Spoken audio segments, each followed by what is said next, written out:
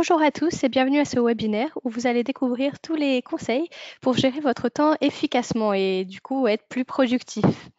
Donc bonjour à tous, je m'appelle Camille et je fais partie de l'équipe marketing de House. J'espère que vous pouvez tous bien m'entendre. Je vais laisser encore une petite minute de battement juste pour les retardataires. Si toutefois vous voulez vérifier le son, ça doit être sur le panel de contrôle qui se trouve à votre droite de votre écran.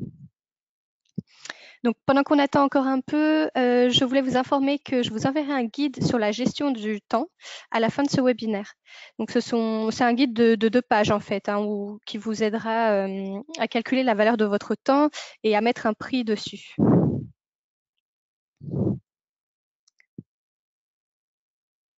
Bon, allez, c'est parti, on va commencer.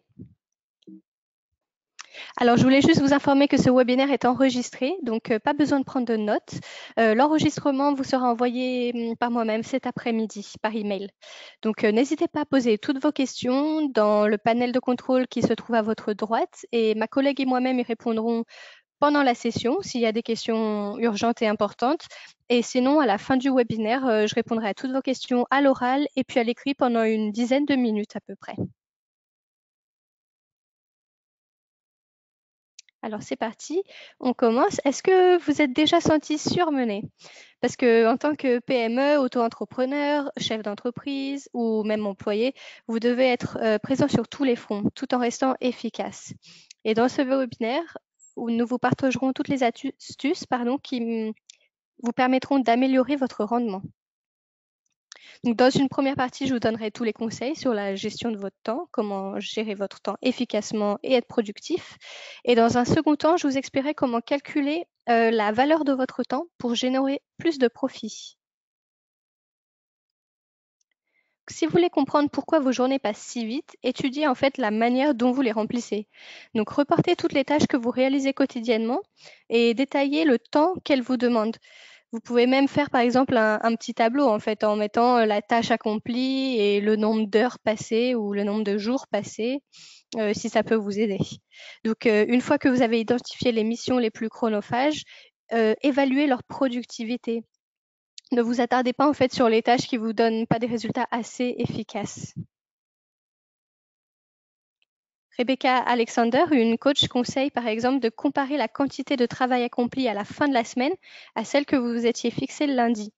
Si la différence entre les deux est trop importante, demandez-vous si les objectifs que vous vous imposez ne sont pas trop ambitieux, si vous accordez trop de temps à des choses inutiles ou si les missions ordinaires sont trop prenantes en raison d'un manque de confiance, de ressources ou de motivation. Quelles que soient les raisons, élaborez un plan pour résoudre le problème. Essayez-le pendant 15 jours et regardez s'il a bien fonctionné. Le deuxième conseil que je pourrais vous donner, c'est essayer cette technique Pomodoro si vous ne la connaissez pas encore. Donc, vous avez peut-être du mal à vous concentrer sur une chose à la fois, ce que je peux comprendre avec toutes les technologies, le téléphone, les écrans, les réunions. Donc, essayez d'appliquer cette technique de planification qui est en fait élaborée par Francesco Cirillo, qui est appelée Pomodoro.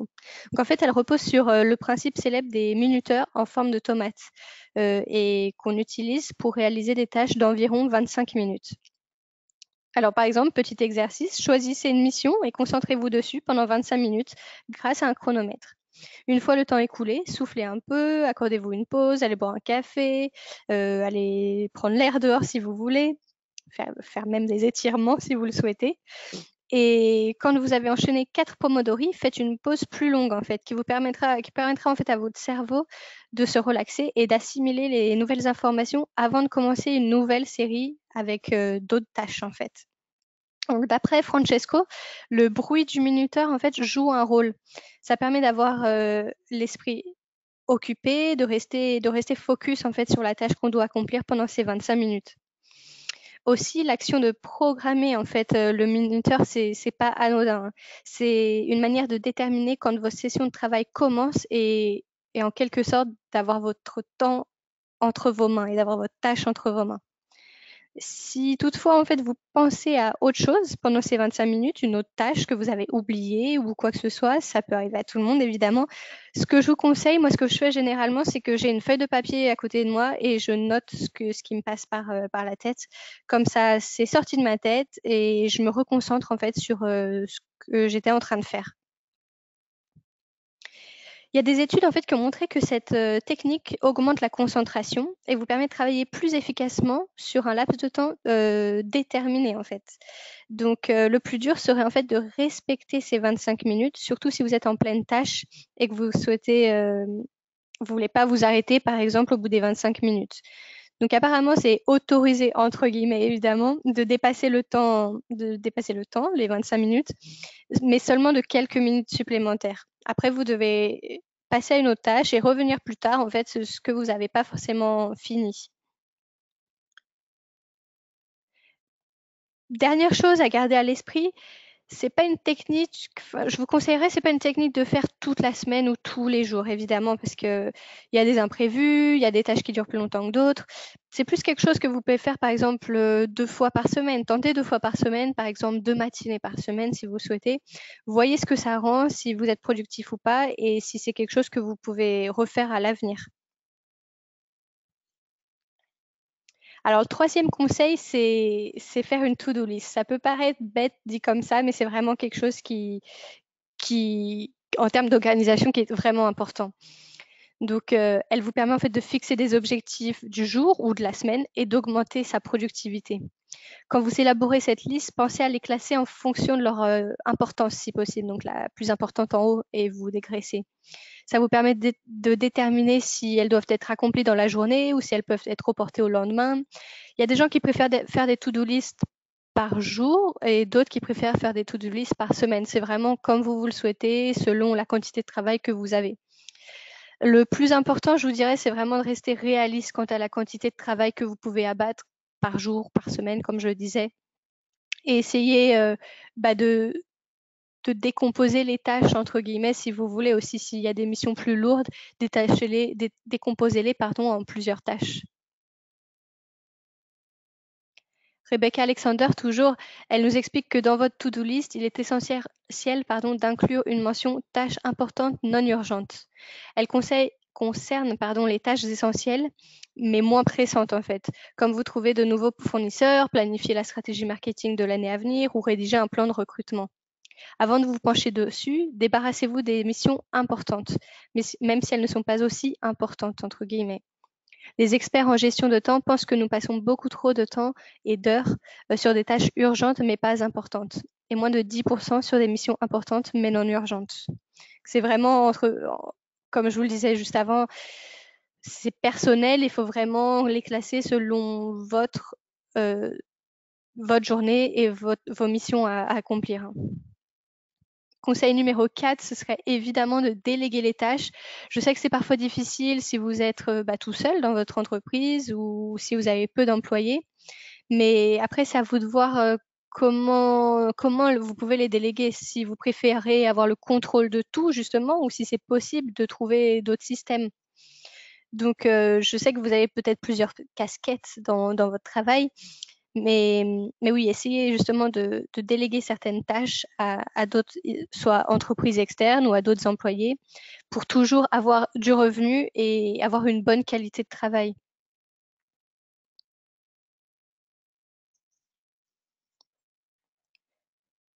Donc Jennifer Chong nous dit que si vous voulez faire tout par vous-même, vous ne serez pas capable de gérer votre temps de manière efficace pendant les périodes chargées.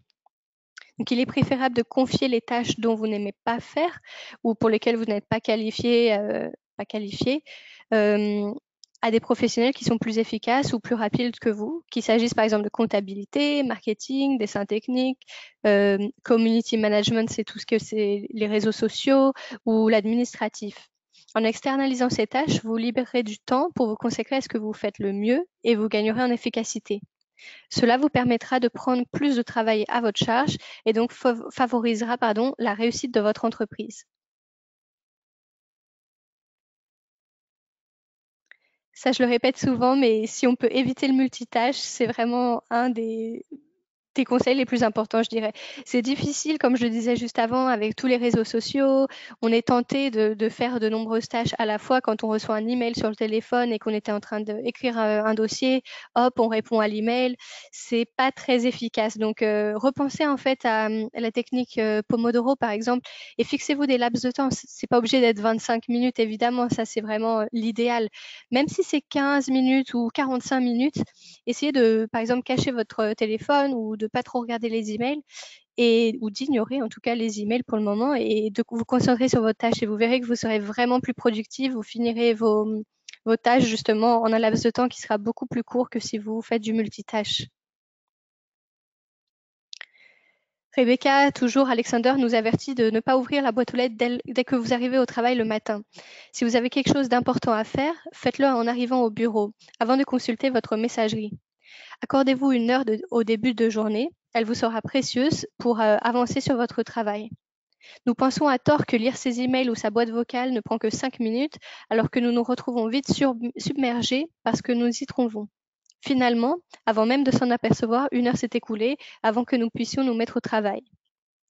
Ainsi, en retardant d'une heure l'ouverture de notre messagerie, vous trouverez facilement le temps d'abattre une quantité importante de travail et avouons-le nous, la plupart des emails que nous recevons peuvent attendre un peu avant d'être traités. Oui, elle n'a pas tort. C'est vrai que des fois, il y a des emails urgents, donc on doit regarder notre messagerie avant de commencer notre journée, entre vous et moi. Je suis tout à fait d'accord.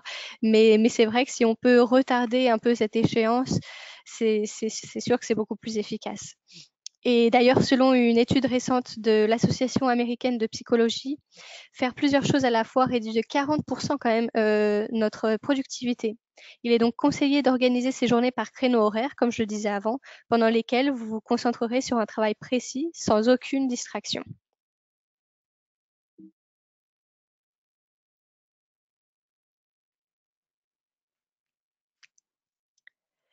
Alors oui, toujours en étant efficace, il faut trouver les heures en fait où on est efficace ou en tout cas les créneaux horaires. Donc à quel moment vous pouvez donner le meilleur de vous-même? Avez-vous plus de facilité à vous concentrer le matin ou gagnez-vous plus en rapidité dans l'après-midi, même soirée hein, pour certaines personnes? Donc essayez de trouver vraiment le moment de la journée où vous êtes le plus efficace et planifiez votre temps et surtout vos tâches à accomplir en fonction de ces zones-là. Je sais que par exemple, personnellement, tôt le matin, je suis beaucoup plus efficace qu'en début d'après-midi, par exemple. Donc, en fonction, je vais mettre des tâches plus ou moins importantes pendant ces créneaux-là.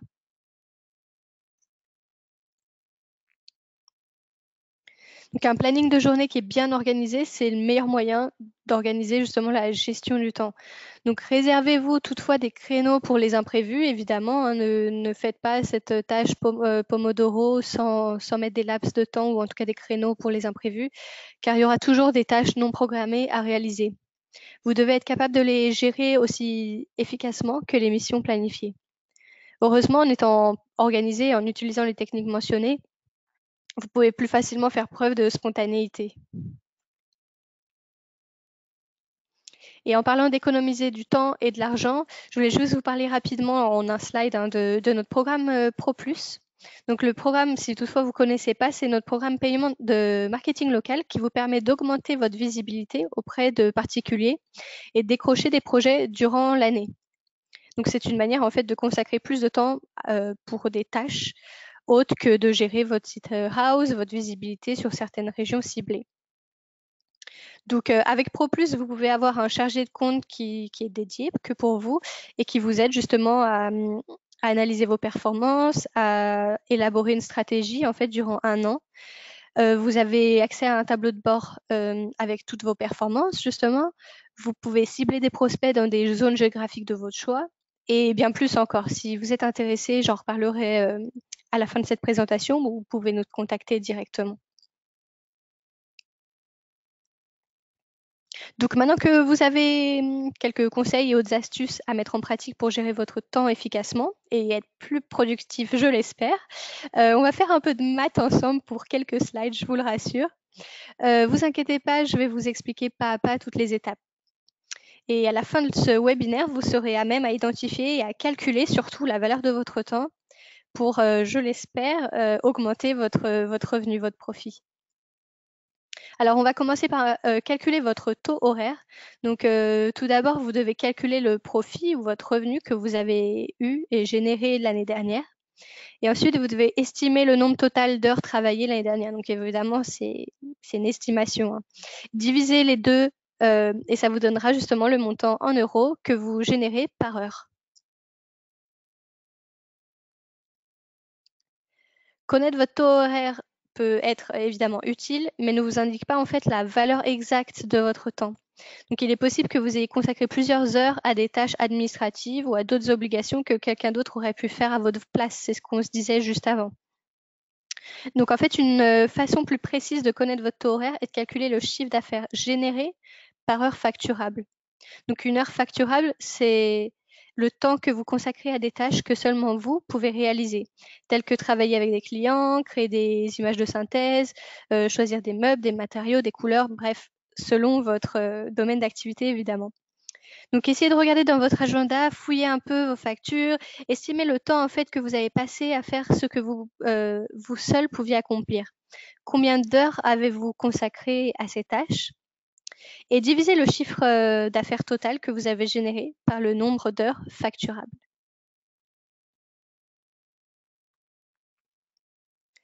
Alors, il y a des chances que votre revenu généré par heure facturable soit plus élevé en fait que votre revenu généré par heure.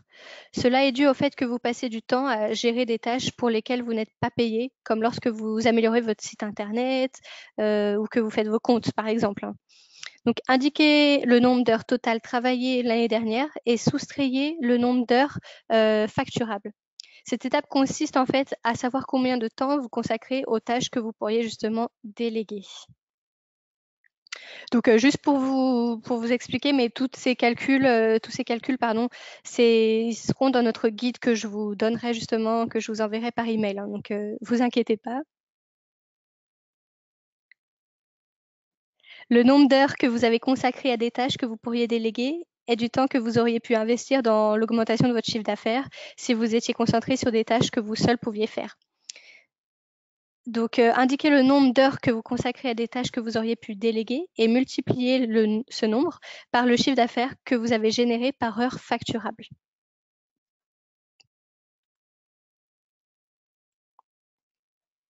Donc, ce chiffre d'affaires perdu est-il important au point d'envisager de déléguer une partie de votre travail? Ça, c'est à vous de voir évidemment selon votre travail et vos tâches.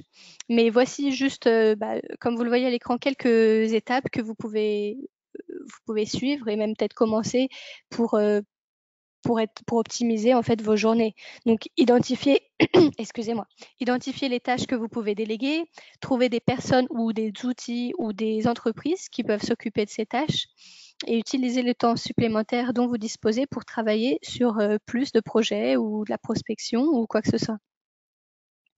Aussi, des questions que vous pouvez toujours vous demander, c'est pourriez-vous travailler autant d'heures que celles que vous déléguez ou devez-vous passer plus de temps à former du personnel ou à gérer votre personnel? Et si vous sous-traitez une tâche, le coût du service ou de l'employé embauché en vaudra-t-il la peine? Et évidemment, soyez réaliste, ces heures disponibles ne vous permettront-elles vraiment de vous consacrer à plus de projets? Donc, il faut vraiment faire les plus et les moins sur ce slide-là et c'est vraiment à vous de voir. C'est assez personnel, entre guillemets.